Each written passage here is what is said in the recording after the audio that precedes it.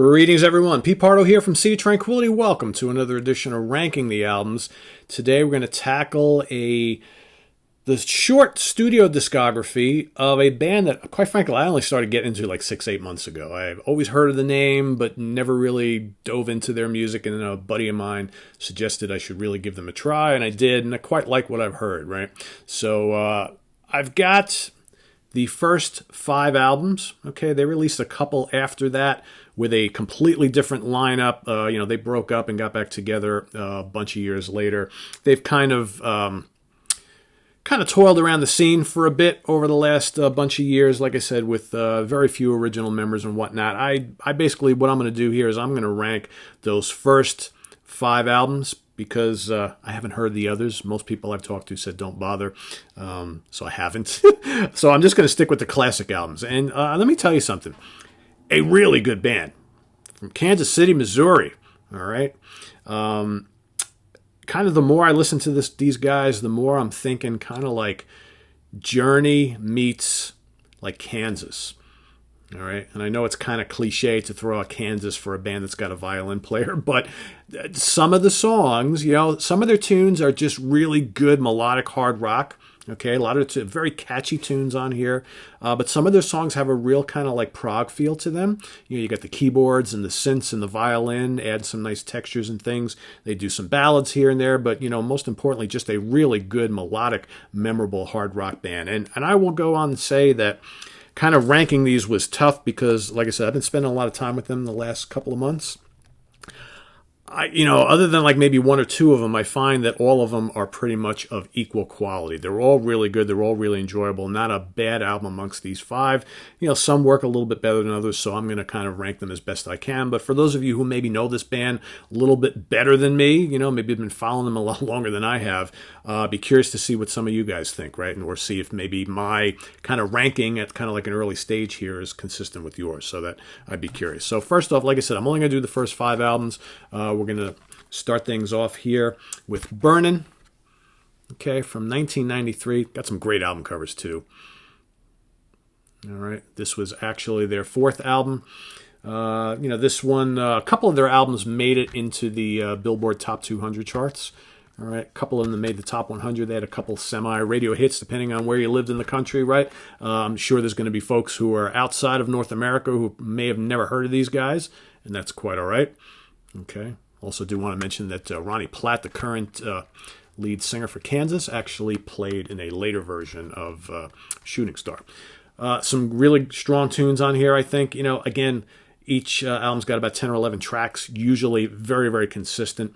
A lot of strong. The title track on here is really good. Winner, Straight Ahead, really good rocker. Dreams, Reckless. Some really good tracks on here. I dig it a lot. Next up, I'm going to go with their 3rd album, 3 Wishes. Again, pretty cool cover art.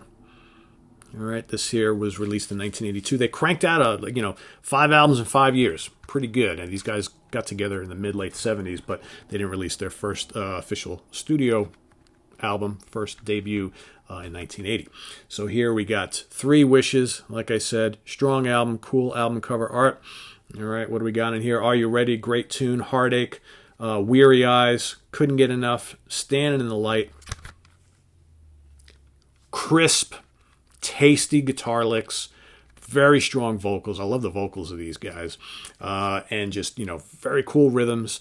Just like I said, just the right amount of keyboards and violin and spots. Not all their songs are saturated with that stuff, but overall just a really good hard rocking band with a lot of great memorable songs. All right, coming in at number 3, I'm going to go with Silent Scream from 1985. You would think like a mid-80s album, could get a little cheesy because of the time frame. I actually think some really good anthems on here.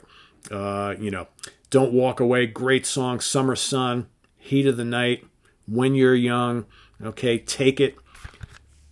Good rockin' album. If you're a fan of 80s hard rock albums, that again, real melodic, okay, memorable songs, anthemic choruses, big guitars, and again, the occasional violin and synth, I think you'll dig this album.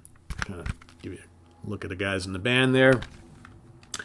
All right, next up, their first 2 are, I think, for me, the best. I'm going to go with their second album, Hang On For Your Life from 1981. This, I believe, this one and the third one, they're their highest charting albums. All right, what do we got in here? Flesh and Blood. What are some of the other? So Breakout's a good tune. Hollywood's good. Teaser. She's Got Money. Sweet Alacia. Very cool kind of proggy tune, or Alatia, however they say it. Good album. Good production. Big sounding songs. Dig it a lot. And my favorite, of course, out of the 5 is going to be Shooting Star from 1980, self-titled debut. Their heaviest album for sure.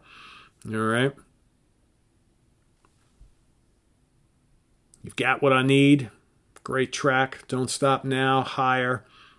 Rainfall. Midnight Man. What else? Wild in the Street. Last Glance. Good hard rock with some proggy touches. I don't know. I dig this band.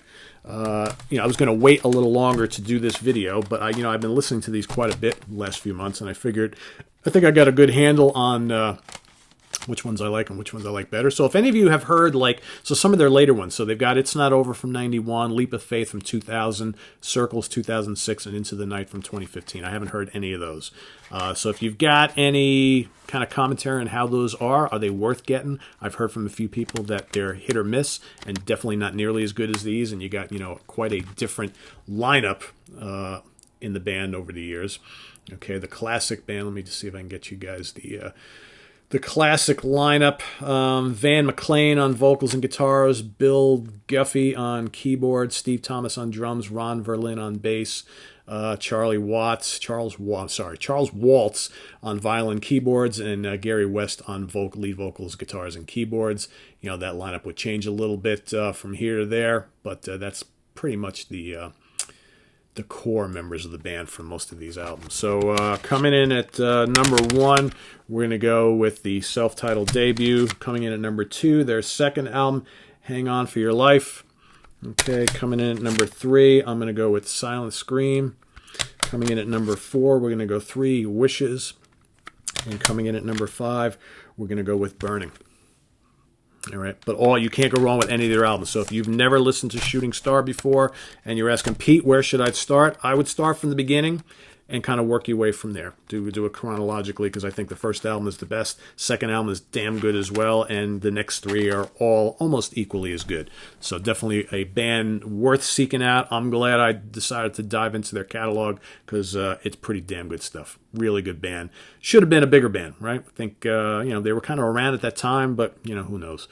Anyway, visit us on the web at www.seatranquility.org. We're on Facebook, we're on Twitter, of course, we're here on YouTube all the damn time. We'll see you guys. What's coming up next? We've got ranking the studio albums for Heart, Seattle's own Heart, 2 great front ladies, all right? Ann and Nancy Wilson. The rest of the band kicks ass as well. So we're going to tackle their discography. Not an easy one. A lot of great albums, all right? So we'll see you guys then, all right? Take care. Bye-bye.